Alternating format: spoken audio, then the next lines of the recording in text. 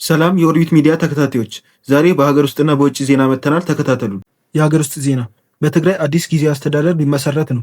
5 ያህል የትግራይ ፖለቲካ ድርጅቶች የትጥቅ ትግል የጀመሩ አማጽያንና የቀድሞ የመከላከያ ወታደሮች መኮንኖች የታቀፉበት አዲስ ምክር ቤት በቀጣዩ ቀናት ምስረታውን ይፋ እንደሚያደርግ የትግራይ ክልል አስተዳደር ለመረከብ ራሱን እያዘጋጀ መሆኑ ተገለጸ። የቀድሞ የመከላከያ ሰራዊት ጠቅላይ ኤታማዦር ሹምና በቅርቡ በአቶ ጌታቸው ረዳ ይመራ በነበረው የትግራይ ጊዜያዊ አስተዳደር ውስጥ ምክትል ፕሬዚዳንት የዲሞክራታይዜሽን ዘርፍ ኃላፊ የነበሩት ጄኔራል ጻድቃን ትንሳኤ ባለፈው ዓመት ሐምሌ ወር መጨረሻ 4 የፖለቲካ ፓርቲዎችና 2 ነባር ወታደራዊ አመራሮች ያቀፈ ስብስብ መፍጠራቸውን መግለጻቸው ይታወቃል።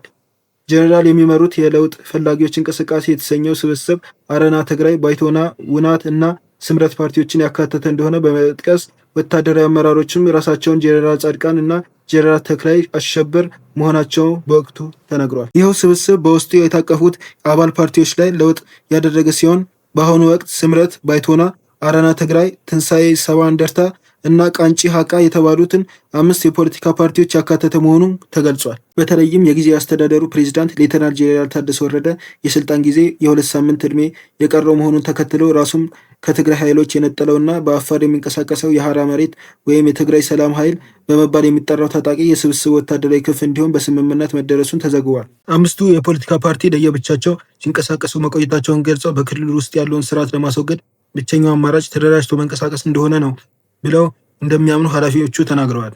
ጄኔራል ጻድቃን ገብረ ትንሳኤ፣ ብርጋዴር ጄኔራል ገብረ እግዚአብሔር፣ ሜጀር ጄኔራል አበበ ተክለ ሃይማኖት፣ ኢንጂነር አስፋው አብርሃ እና ጄኔራል ተክላይ አሸብር በተመሳሳይ መልኩ በየፊናቸው እንቅስቃሴ ሲያደርጉ መቆየታቸውን የገለጹት ኃላፊዎቹ ፖለቲካና ወታደራዊ ክንፉን በማጠናከር ወደ ትግራይ መግባት እና ስርዓቱን ማስወገድ ዋነኛ ዓላማ አድርጎ እየተንቀሳቀሰ እንደሆነ ነግረውናል።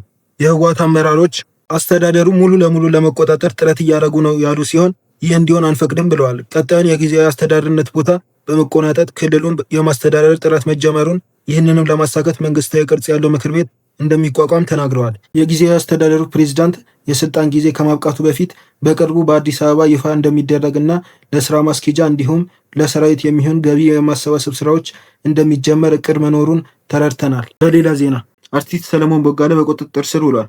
ከመኪና አስመጪ ነን ከሚሉት ፊንቴክ ጋር የተያያዘው አርቲስቶች ቅሌት ቀጥሏል። ቲክቶከሩ መንሱር ጀማል፣ አርቲስት ሰራዊት ፍቅሬ፣ አርቲስት ይገረም ተገኝ ትላንት መታሰራቸውን ተናግሬ ነበር። በአዲስ መረጃ ዛሬ ሰለሞን ቦጋለ ከፊንቴክ ጋር በተያያዘ በቁጥጥር ስር ውሎ ፍርድ ቤት ቀርቧል። እነ ሰራዊት ፍቅሬ የዋስትና መብት እንዲፈቀድላቸው ጠይቀዋል። ፖሊስ ደግሞ ተጨማሪ መረጃ ለማሰባሰብ 14 ቀን ይፈቀድልኝ ብሏል። በዚህ ጉዳይ ላይ ውሳኔ ለመስጠት ለዛሬ አርብ ቀጠሮ መያዙ ተዘግቧል። በዛሬው ዕለት ፍርድ ቤት የዋስትና መብት ይሰጣቸው ወይስ ለፖሊስ 14 የምርመራ ቀናት ይፈቀድ የሚለው ላይ ውሳኔ እንደሚሰጥ ይጠበቃል። በሌላ ዜና 9 ስደተኞች በጅቡቲ የባህር ዳርቻ ሞቱ። በጅቡቲ የባህር ዳርቻ አቅራቢያ ከትናንት በስቲያ የሰመጠችው ጀልባ ውስጥ ከነበሩ ስደተኞች 9 መሞታቸው ዓለም አቀፉ የፍልሰተኞች ድርጅት አስታወቀ።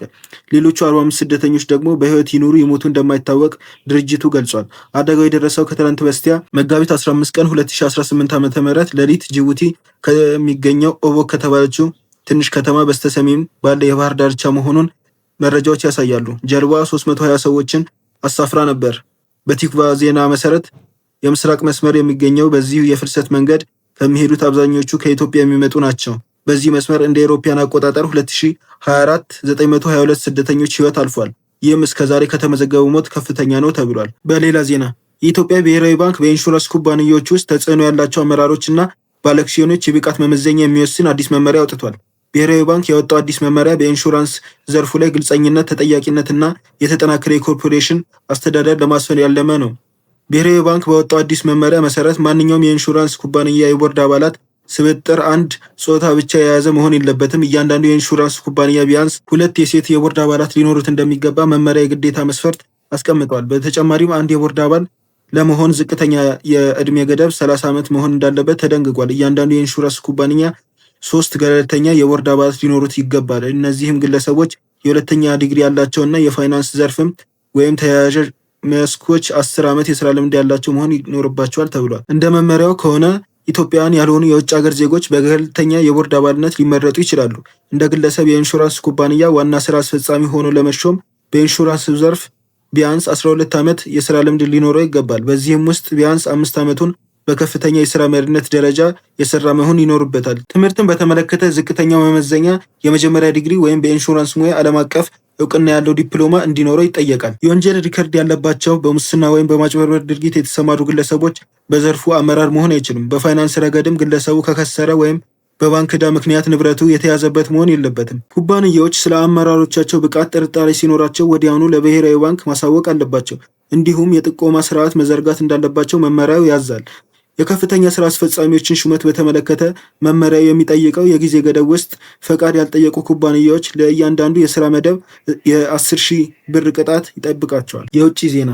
የአሜሪካና የኢራን ጦርነት። ፕሬዚዳንት ትራምፕ ኢራን የሆርሙዝ ሰርጥን እንድትከፍት የሰጡትን የ5 ቀን ቀነ ገደብ ወደ 10 ቀን አራዝመዋል። ፕሬዚዳንት ትራምፕ እንዳሉት ከሆነ የኢራን መንግስት ሰላም ለመፍጠር እየለመነ ነው።